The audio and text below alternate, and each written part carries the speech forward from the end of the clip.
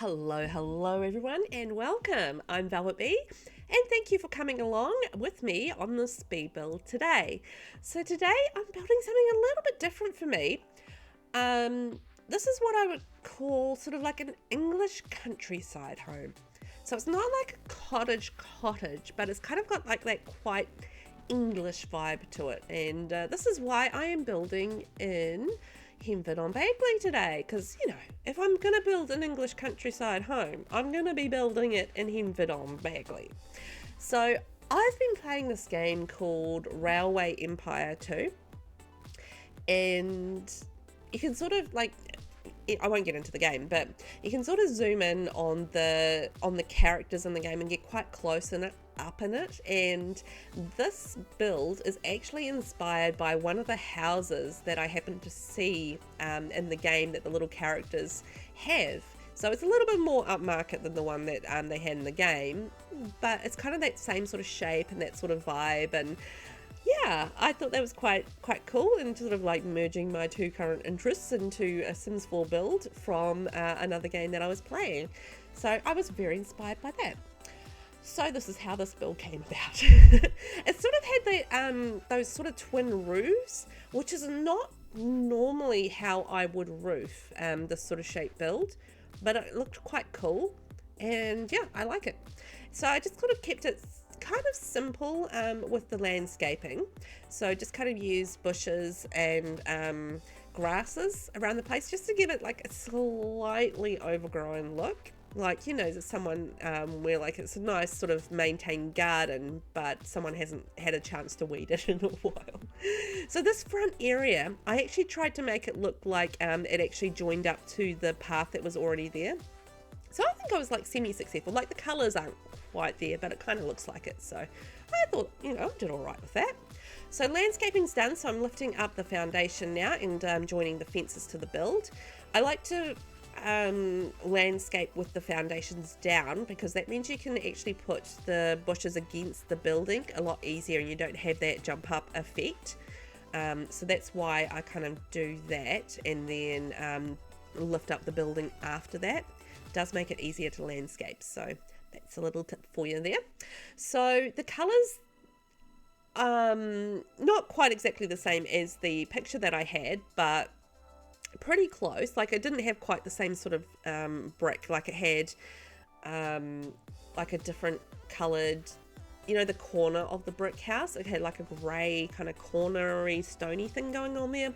I didn't have that swatch in the game, so I went with this sort of style brick, which is not a style of brick that I use very often. Like I don't use brick a lot when I'm building, or if I do use brick, I always go with that that brick swatch from City Living that I absolutely love. So this style of brick is one that I really don't work with very often, so it's quite cool for me to actually use this brick and make something that I liked with it, because I ended up really liking this build. I thought it was super cute and really like just hit the vibe that I was going for with it. So it's a cute little home. I was happy with it. So when I was building it, I kind of had an image in my head that the sim that lives in, or the sims that live in here, are quite into gardening. Like they don't have a lot of space in their backyard for gardening, but I did want to kind of like, they maybe are into self-sustainability and have their own veggie garden, or maybe they're into flowers, but I did feel like they were gardeners. So that was kind of the little vibe I was trying to capture with that little space. It wasn't meant to be like a big backyard and they were going to have like a big garden area or anything. I felt like the house kind of lent itself to being smaller and more confined. Like you can pack a lot into the small space, if that makes sense. So yeah, and I did try really hard to decorate it as if it was in the English sort of countryside. So I did try really hard to do more traditional kind of decorating. If you've watched my videos before, I do have a penchant for going modern. So this is a little bit out of my comfort zone as far as decorating goes. But I think I did okay on that. It was, yeah, I think I did okay. You guys can be the judge, of course. So the floor plan I'm just working on now, I did have a few challenges with this because back in the old days of me building, as I sort of got into building and that sort of thing, I would build the house, put the windows in, and then I would do the floor plan, and then I would change the windows around.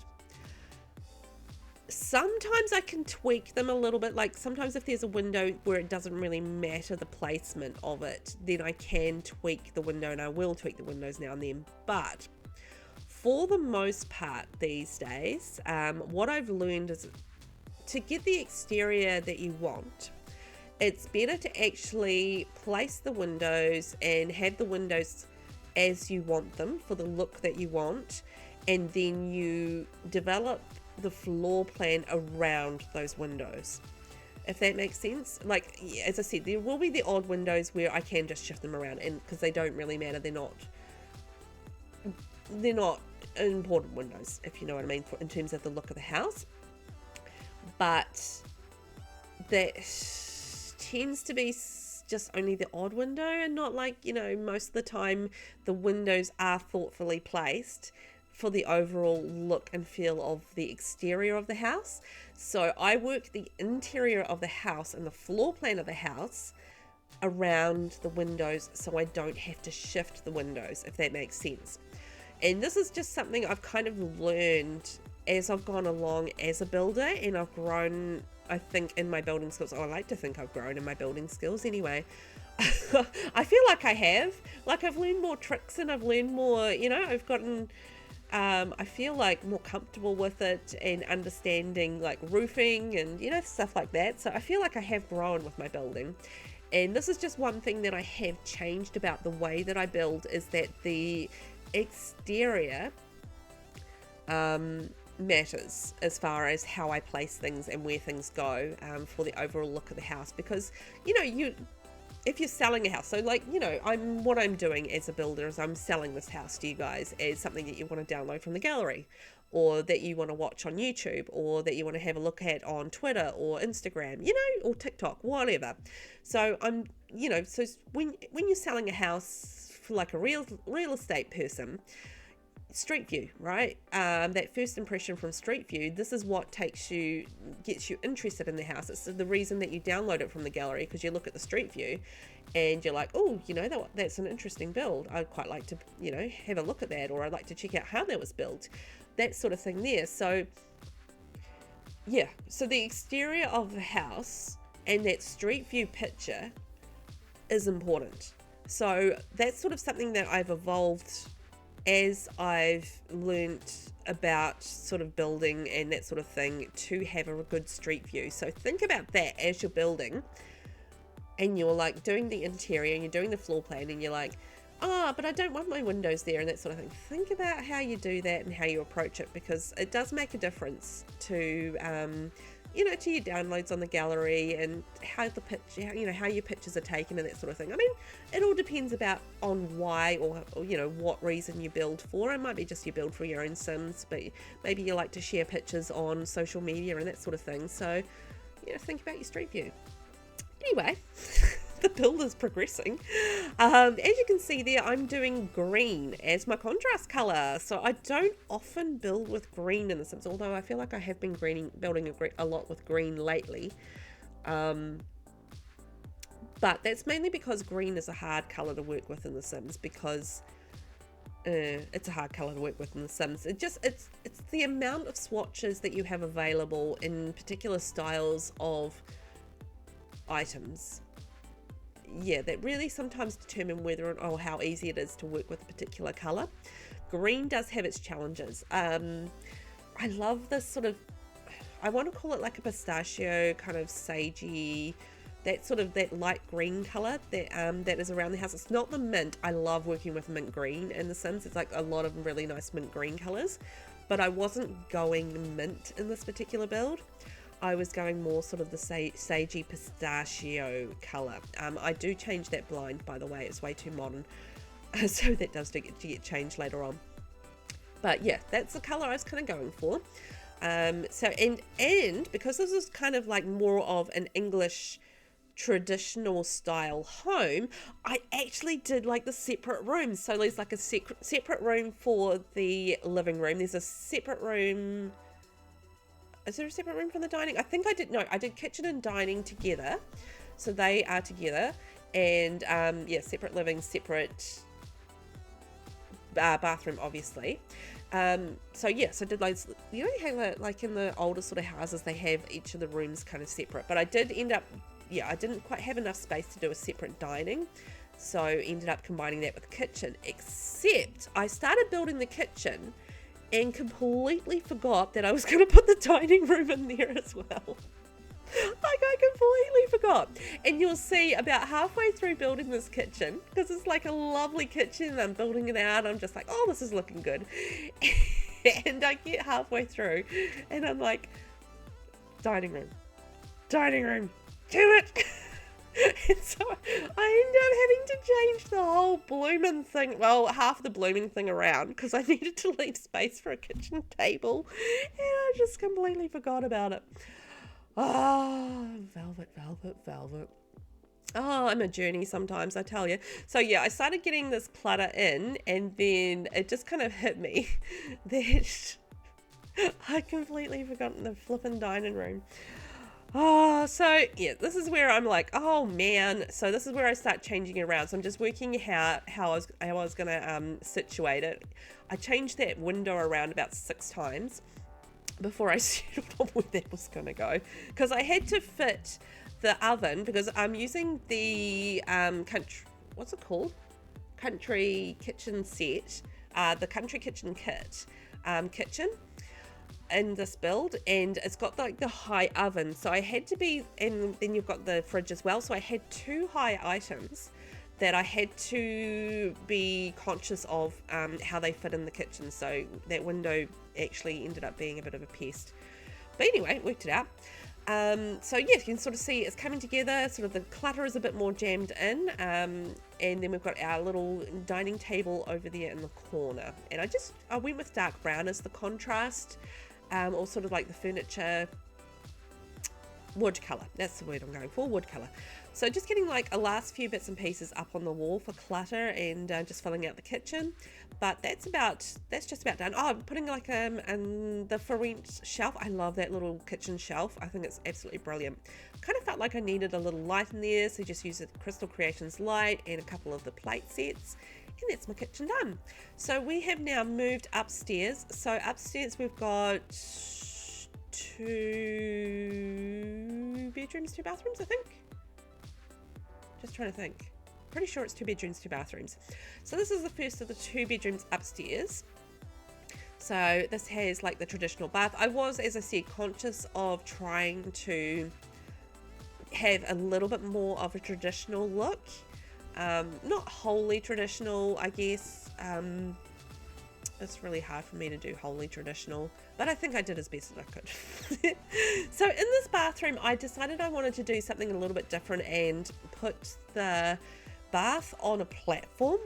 So it did take me a little bit of fussing around, because once again, I was foiled by windows. I just had so many window issues in this build. My own fault. But anyway, that window there above the platform, it just ended up... here, I was going to do it like side on the bath, but by changing it around and having the platform taking up that side of the bathroom, it actually ended up fitting the bath in a lot better, and fit the shape of the house better with the windows and stuff, and actually ended up doing like a tiny little pops of pink in this room with the green. Like, I love green and pink together, so that worked really nicely. So as you can see there, I went through and changed the blinds because I felt like they were too modern, and switched them to the cats and dogs green curtains that match the larger ones that we've moved, that we use throughout the house. So once again, just using the country kitchen counters, but using them as bathroom counters this time, and a little bit, tiny bit of clutter. I didn't really go overboard on the clutter in the bathrooms, because I kind of got like the drawers and the, you know, the underneath of the cupboards in there, and I thought, well, the clutter would likely be put away in there. So that kind of made sense to me, and just like use the last little pink in the bathroom. And then there's like a little lounge area upstairs, so a little family lounge sort of seating area. So just put a little couple of things up there, so like a bookshelf and the sofa. And then moving on to the last bedroom. So 2 bedrooms, 3 bathrooms total. And this is more of a teenager's bedroom. I guess it could be for like a single person or like a renter as well, if you wanted to turn it into a rental. Oh, that's the master bedroom. That's right. So this is the master bedroom going in here. Sorry, not the master bedroom. Teenager kind of. Yeah, I guess you could have that as renter's room as well, couldn't you? But I did have a teenager in mind as I was building this. So that was kind of the vibe I was going for. But I think it could be a multi sort of age kind of room. Like, it's not specifically teenagey, if that makes sense. Like, I didn't put like heaps of posters on the wall or anything, so it's kind of like what I would call a neutral teenager room. Like, they can add their own personality later when they move in. But yeah, carrying on the green theme, those chairs from Country Living, no, what's it called? Country, oh my gosh, brain fart. Anyway, I like those chairs. Country Living. Oh, the Henford-on-Bagley place where I'm building right now, that pack. Oh my gosh. So, keeping up with the green theme in the master bedroom, and once again just trying to keep it like that traditional kind of vibe. I did go like quite green in this, so you know, got the green floor, rug and that sort of thing, and then used horse ranch for the dresser because I didn't have a lot of room for a dresser. So I did what I could with the space, so that, you know, that works as a little dresser. Put a couple of clothes on there, and hey, Bob's your uncle. We've got like the impression of him of a dresser. Oh my gosh. Oh, my brain. Oh, anyway, that's our build. Which is probably just as well because Velvet's brain has gone downhill, but I really like how this came out. I think it's like really sweet, and I can absolutely see this sitting in Henford-on-Bagley somewhere. I think it does fit the vibe of the area really nicely. I love the little window boxes on there. I'm not always great, I feel like, with window boxes, like remembering to use them, but I feel like they were used really well in this particular build. And the garden, I think that's kind of the perfect vibe for the house as well. So moving inside the house, we had like our little living area there, a living room, and then into the downstairs kitchen. Oh, we did have a separate study as well. I think I was too busy banging on about something and completely skipped over that, but there is a study too, and the like lovely kitchen. I love how the kitchen came out when I remembered that I had to put a dining room in as well, like have somewhere to sit while you eat your dinner, Velvet. And then into the bathrooms upstairs. I love this bathroom. I think that came together quite nicely as well, with all the greens. Oh, lovely. I love green as a colour, so that's beautiful. And into the, as I said, the neutral teen room, which could be versatile for all sorts of ages, and then into the master bedroom there upstairs, and we've got a couple of fireplaces in there too. Make that nice and cozy and warm. Thank you so much for watching. If you guys want to hit subscribe, like, comment, that would be great. I will catch you in the next one. Bye bye.